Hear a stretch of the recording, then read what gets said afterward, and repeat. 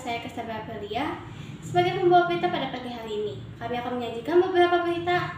Jessica Wongso setelah bebas bersyarat setelah 8 tahun menjadi narapidana kopi cyanida pada tahun 2016 silam. Untuk penjelasan lebih lanjut saya serahkan kepada Teresia. Silakan Teresia. Ex-terpidana kasus kopi sianida Jessica Kumala Wongso mengaku belum terpikirkan apakah dirinya akan menyambangi keluarga mendiang Wayan Mirna Salihin atau tidak. Jessica Wongso menyebut pikirannya masih kosong karena baru saja keluar dari Lapas Pondok Bambu, Jakarta Timur pada hari ini Minggu tanggal 18 bulan 8. Saya untuk nanti malam saja saya belum tahu. Saya mau ngapain, jadi saya belum tahu ke depannya saya harus ngapain dan harus bagaimana saya akan melakukan itu atau tidak, Kata Jessica dalam konferensi persnya di Jakarta, Minggu tanggal 18 bulan 8. Jessica mengungkapkan bahwa dia sendiri masih belum tahu apa yang akan dilakukannya malam ini. Dia mengaku yang baru terpikirkan olehnya adalah ingin berkeliling dulu melihat sekitar. Saya baru keluar gitu, masih ngelihat jalanan, mau ngelihat apa yang di luar di sana itu, ada apa dulu gitu, ujarnya. Jessica mengatakan dirinya ingin menenangkan diri sejenak, lalu dia akan merumuskan apa langkah-langkah ke depannya. Biar saya healing dulu sejenak baru saya berpikir langkah-langkah berikutnya, ucap dia. Sebelumnya, Jessica ditahan sejak 30 Juni 2016 usai terjerat kasus pembunuhan berencana. Kemudian pada Juni 2017, Mahkamah Agung menjatuhkan hukuman 20 tahun penjara berdasarkan putusan kasasi. Setelah itu, Jessica menjalani pidana di Lembaga Pemasyarakatan Kelas 2A Jakarta. Hingga kini, dia tercatat melakoni hukuman selama sekitar 8,1 tahun.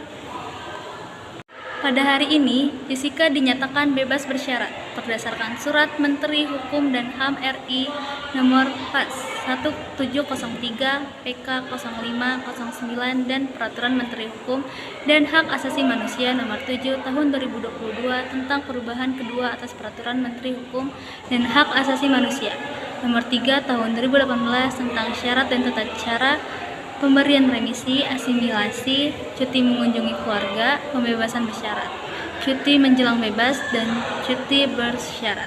Namun, meski bebas bersyarat, Jessica Wongso masih harus menjalani wajib lapor ke Balai Pemasyarakatan Kelas 1 Jakarta Timur Utara. Sekian dari saya, Teresia melaporkan. Lalu teman saya yang duanya itu nggak kasih komentar kalau mereka mau minum apa. Okay. Kalau si almarhumah Mirna langsung bilang kalau dia itu suka banget sama Vietnamese Ice Coffee-nya. Jadi dia nggak mau pesan jus buah, tapi dia bilang Vietnamese Ice Coffee-nya dia suka banget.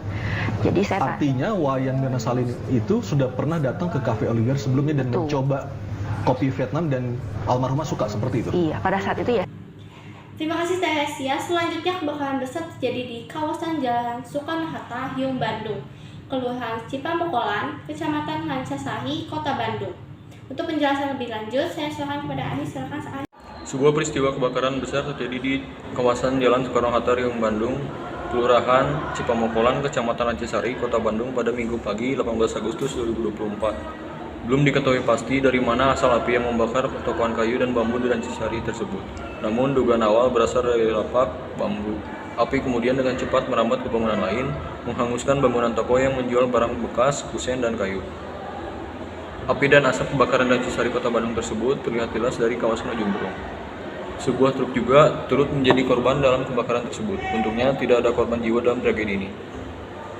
Pedagang kehilangan segalanya. Kebakaran yang terjadi di Jalan Soekarno-Hatta, Hyung, Bandung telah membuat sejumlah pedagang kehilangan mata pencahariannya. Semara Pradipta, salah satu korban kebakaran di Rancasari, mengungkapkan bahwa api berasal dari lapak menjual bambu dan merembet ke tokonya. Tempat saya hanyalah korban dari kecerobohan orang. Semara Pradipta adalah pedagang barang bekas dan kusen kayu. Ia mengaku kehilangan segalanya akibat kebakaran tersebut. Ia menyebutkan bahwa barangnya mulai dari televisi, laptop, hingga perabotan rumah tangga ludes terbakar. Doakan saya dan suami tegar. Ia menambahkan, kebakaran ini menjadi pelajaran bagi semua pihak agar tak mengizinkan ada kegiatan usaha yang rawan api di dekat kita. Petugas pemadam kebakaran berhasil menjinakkan api pada pagi hari, namun sejumlah bangunan dan barang-barang milik para pedagang ludes terbakar. Tidak ada korban jiwa dalam peristiwa ini, sementara petugas masih mendata kerugian materi akibat kebakaran tersebut. Pihak kepolisian masih melakukan penyelidikan untuk mengetahui penyebab pasti kebakaran.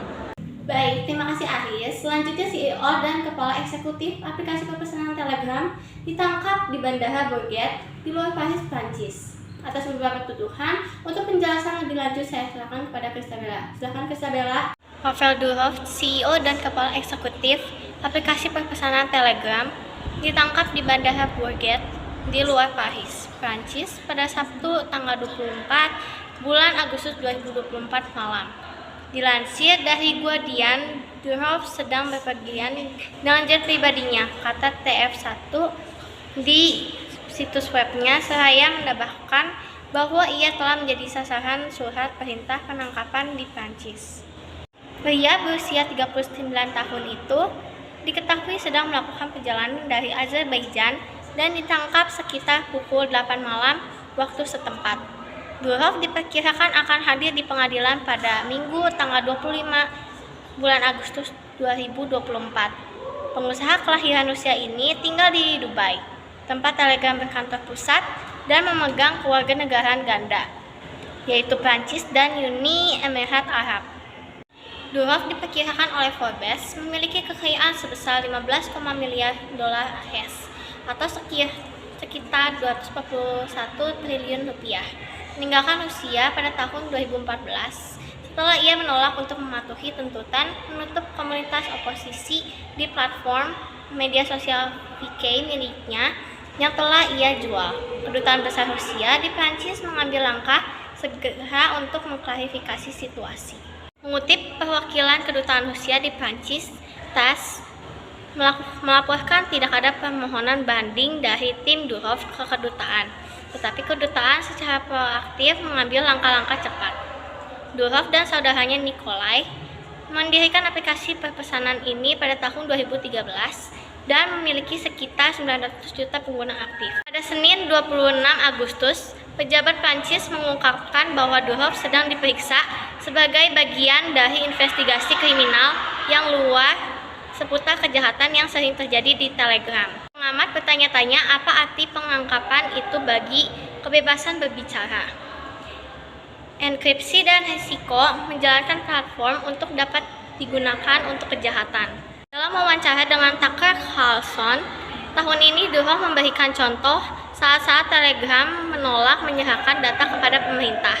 Misalnya ketika Rusia meminta informasi tentang pengunjuk rasa dan ketika anggota parlemen AS meminta data tentang peserta kerusuhan Capitol pada 6 Januari.